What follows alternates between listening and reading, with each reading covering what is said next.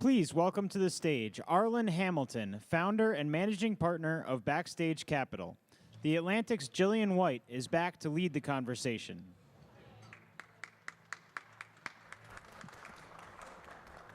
Hello again. So, Arlan, I want to jump right in here. Sure. When we talk about the venture capital space, you're a bit of a unicorn. There aren't many people who look like you. There aren't many people who have your background. What made you decide to get into venture capital? Wow. I saw that there was an opportunity to help level the playing field, basically, and the startup world in general was very exciting to me once I understood what it was, understood that I was probably made for it and born to do it as a founder, and then after learning so much about startups and the tech world a few years ago, also learning that there are not the same opportunities and access afforded to everyone, because 90% of all venture funding goes to white men. Once I learned that and saw that with my own eyes, I thought, well, that's pretty disappointing, but it's also like a really cool opportunity to change that and to also, maybe make something out of that. Yeah. So how does one get started as a venture capitalist? I think a lot of us think of it as something that you just kind of wind up in, or it's like a natural progression of being in finance or in banking. Yeah. I certainly didn't wind up there. So yeah, what was your path? Oh, it's very different. Well, I think, if you talk to 10 VCs, you'll hear 11 different ways I got there. Yeah. There's no real straightforward path. A lot of people will come from a school, they go through an MBA, and then they'll, start on the ground floor and work their way up. Others will have been operators and founders and then have success, or go through the paces and want to then pay it forward or just be on the cutting edge of innovation. I just sort of built it from the ground up. It wasn't there. There was no fund that I could find that was strictly investing in women, people of color, and LGBT founders, and doing it at a pace and with the same intention that I had, and being loud about it. And that was the part that I knew I could do well. If I couldn't do anything else well, I could make noise, and I could get the attention on the founders that were being overlooked. And I think that idea, the idea of kind of being loud, is interesting, in part because I think when you are a woman or a minority in spaces that are not traditionally filled with women and minorities, the thing that you are told you need to do to succeed is to blend in. Find a way to blend in with everyone else. Yeah. And you were actually like, no. I'm going to go in and be fully myself and be fully different, and I'm going to make that work for me. I'm wondering if you could talk us through what the thought process was on that, how you kind of overcame any of those voices that said, hey, if you want to be successful here, tone it down. Well, I don't think I ever, first of all, I've been outspoken since I was 5. I was telling people how I felt about certain things, and that actually stemmed from my mom's, who is here somewhere. My mom telling me, she told me, if somebody says something or does something at school, no matter if they're an adult or what, you yell about it, you scream about it. And she was trying to protect me, but I heard that as, see something, say something. So I said something all day long. And so I think that was always there. And I knew that I had to keep an authenticity, because I knew that if I didn't, there would be nothing to set me apart to the founders. So if my thesis was the founders that I'm looking for are being overlooked, they're not being catered to, they're not being listened to, and they also don't have that relatability, and then I go on and try to be just like the next most likely guy, how is that going to make any sort of dent or make any sort of difference? So that to me, there was never a negotiation of, should I tone it down? But I also didn't crank it up on purpose. I didn't become a caricature of myself. I just tried to stay true to who I am, and I just couldn't help myself. So sometimes it didn't work out. Sometimes being me was the reason I got the no. But I just didn't know any other way. It didn't make sense to me to get some sort of success or some yes based on something that wasn't really me, because I'd have to keep that going forever. And I'm not a very good actress, so I don't know how I would have done it. Well, I think you're doing really well at this, so you don't need to worry about being an actress. Great. So I'm wondering what is the scale of your investments at this point? How many companies are you invested in? So since September 2015, Backstage has invested in 100 companies. We have launched an accelerator where we'll invest in another 24 or so in 2019. We also started a new fund that invests $1 million at a time in Black women-led companies. We'll make the first 2 investments out of that fund this year, and then we'll make about 5 each year after. And so we'll be, we're at 100, a little bit over 100. There's a couple that have been snuck in there since that announcement in May, but right at 100. That's an incredible pace. I'm wondering, what are the things when you are looking to invest in a company, what are you looking for? Well, I'm looking for authenticity from them as well. Like, that's the number one thing, because honestly, I've been to a few schools recently in the last few weeks speaking or joining a class, and I didn't go to college, and I didn't have training and finance or any of that, and there are a lot of things that I don't do necessarily that tracks a company or, okay. If that was the General Hospital theme song, that would have been cool. I would have loved I think it's a little that. background music for us. Yes, that would have been amazing. Okay, we got to do that next time. I don't do like modeling or anything. A lot of people on my team who I admire and just really learn a lot from, they do those types of things. They are the people who do that on our team. So you're definitely going to go through those paces with us.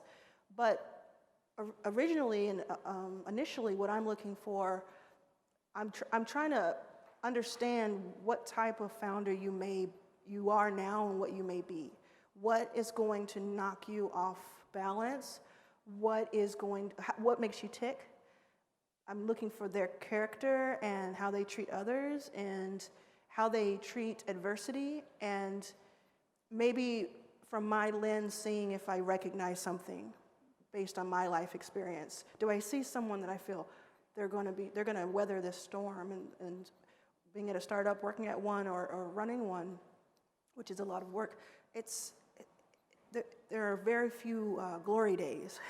Most of it is hard work in the trenches, and I can see who is there because they think maybe it's a glamorous thing, it's an easy way to make money, it's this or that, and then people who are there because they have a drive in them that they cannot hold back, and they need for that product or that service or that thing to exist in the world. And you're focused in part on looking for founders who are part of the LGBT community, Yes. who are women of color, who are people of color. Yes. I'm wondering, what are the things that you see in them that you think other VCs are missing or are not giving credit or credence to? It can be many things because that group that you listed is just so nuanced and complex, and there's no swath, nothing I can describe that describes everyone. But knowing that much, I have heard, like recently I talked to someone who actually is a really nice guy, he's an older white dude, and he referred to some of our founders, and it was not saying it in a bad way to him. He referred to them as having lived in the ghetto.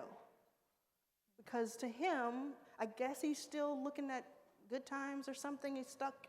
And that to him, when I say I invest in Black people, they must have come from the worst backgrounds, and most of the Black people that I've invested in, even if they've had tough times because of institutional adversity, they're highly educated or have worked their way in a way that most people who talk about them would never do and could never do. So I'm wondering, when we look at kind of the broad scope of VC, there are some people who say that the answer to getting more diverse sets of founders, more money, is to educate exactly the type of person that you just described, to get those funds to invest more money in women and minorities and the LGBT community. Mm-hmm. And then there are those who say, those people are never going to get it. The answer is to actually just have more of those people be VCs. Do you think one of those two is the answer? I think that it's like first things first. Let's try getting more money to founders that that have had decades and decades of playing catch up. Let's try that. I don't necessarily, speaking as a VC, one who kind of created a path for myself, I don't necessarily think that we need to have a ton of VCs in general. I don't know that I believe that the venture capital method is the only way. I know that I don't believe it's the only way, but I don't know if it's the top way. I think the way that I look at it is let's do both. Let's definitely have people writing checks. That's why I started this. There has to be more people who look like me and you and us who write checks. That is the thing. So there needs to be apprenticeship programs. I'm very bullish on that, and I love the ones that are coming up now. That's what I looked for when I started. Let's do that. Let's get people in these big funds that can write checks. Let's give them a path somewhere. But I really think that the future is going to be run by people who have ownership themselves. So first, I would love to see a lot of the founders in our portfolio and others that are like them running really great companies, giving themselves equity, building that value so that they have their own money, and then they can decide who to invest in next. And then I'd like to see, that's what I'm looking forward to the most 10, 20 years from now, are the angel investors, or whatever we're calling it, space people, investors, whatever we're calling it in 20 years. That's what I'm looking forward to, is the ownership, because it's a tough balance. I really encourage people who are trying to become VCs, no matter what their background or the profile, to really, really ask themselves, why are they trying to do that? I want to take a break to let the audience know that we are going to come to you for questions in a couple minutes. I still have a few of my own. If you have been in this room before, you know the rules. Make sure it's a question, condense it down. If it's a comment, tweet it, and we will come to you in a second. There are mic runners everywhere. So I'm interested, when you think about, you talked a little bit about the next 10 to 20 years and how the model of VC might be different, but what are the industries and types of businesses that you're most excited about kind of looking into the future? For a while, I didn't have the answer to that question that was asked, because I feel like I just got here, I got to this point, and I was looking up, I see so many wonderful things. I was excited about different sort of models in finance and anything that, like I say, brings dignity to the end user is going to catch my attention. But more recently, this year, really, I turned 38 yesterday. And, happy birthday. Oh yeah, thanks, I was born. I did it. But I turned 38, and I'm looking at these.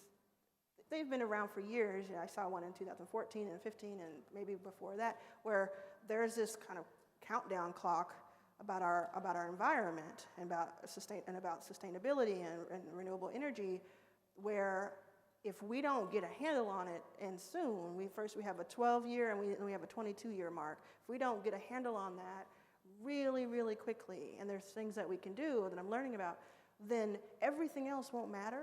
And it feels a little doomsday, but it's like right in front of us, this evidence. And so I'm actually really becoming more and more inspired by people who are working on things that address, like, how do we make sure that we don't boil the earth? Like, how do we do that so that everything else matters, Yeah. And that, I think what that is to me is hope.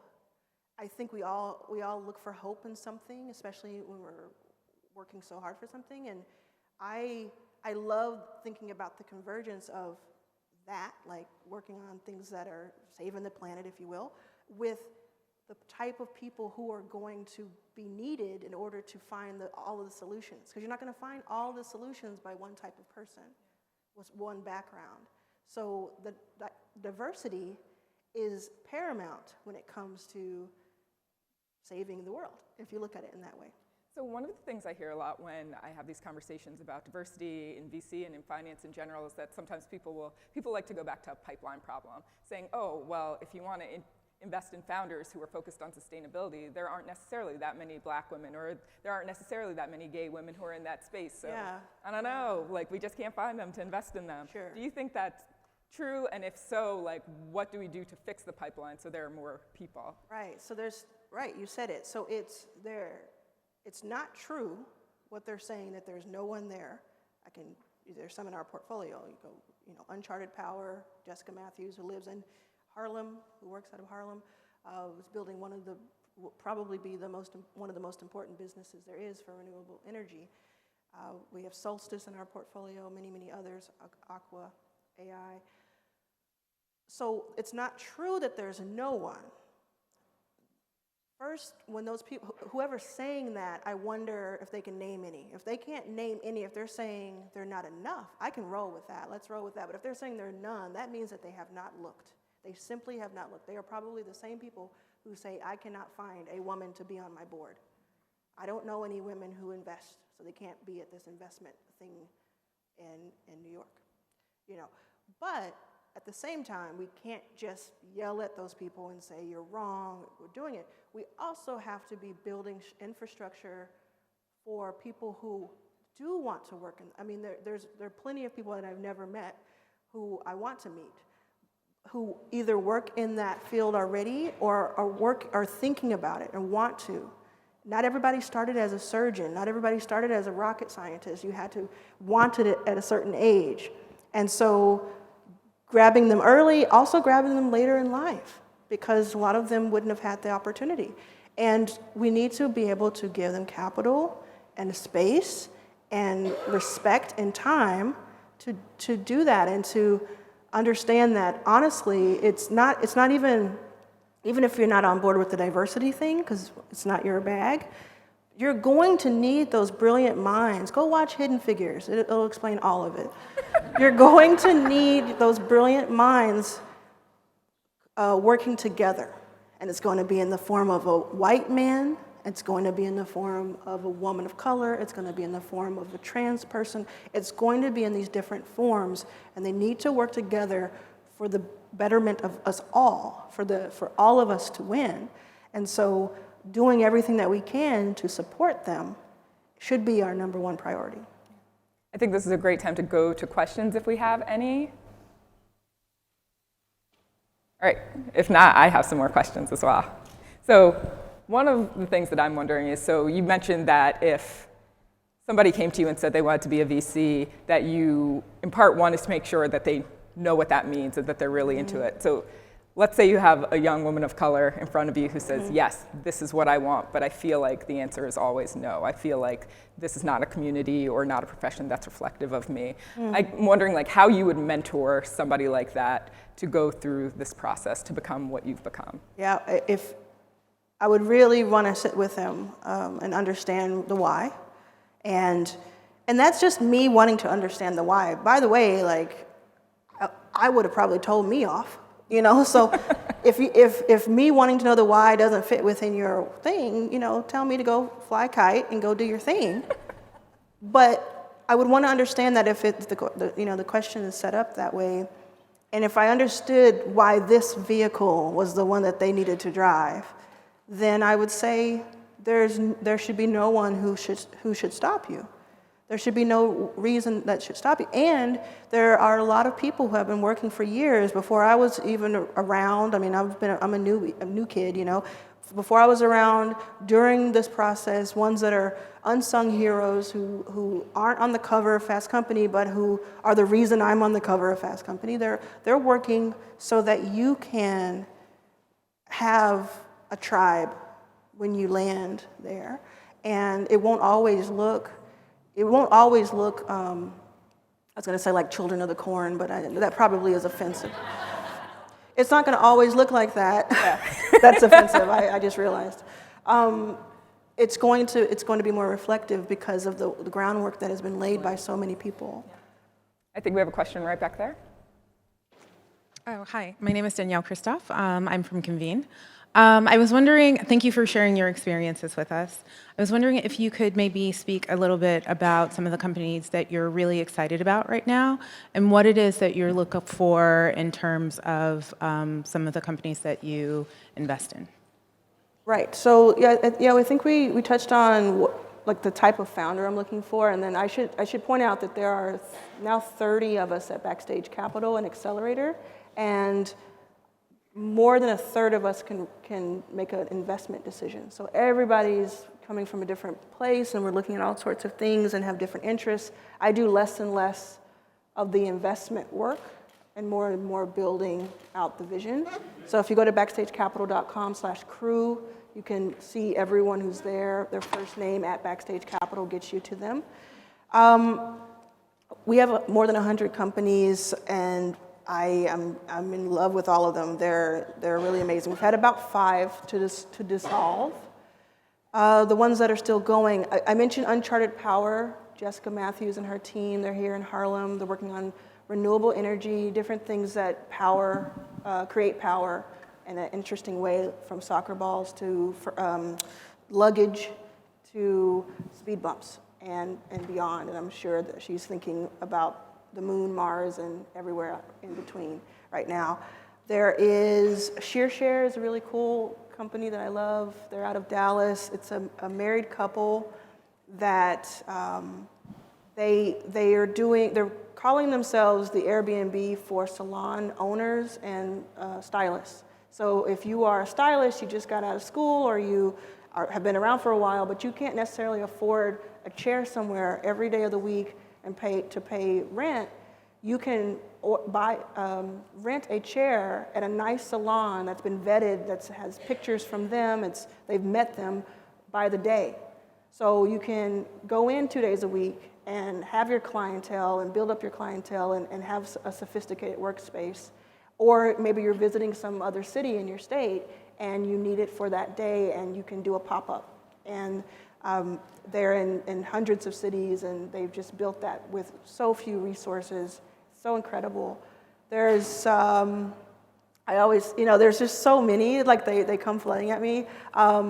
There's a company called Sun House, and for any musicians in the building, so I'm not a musician, and I had a great time with this. It's like this drum machine. It's this thing you connect to your drum and to a table or to anything, and it helps you create all these new sounds, and it's built by 3 Mexican-American siblings who, in my view, are all geniuses.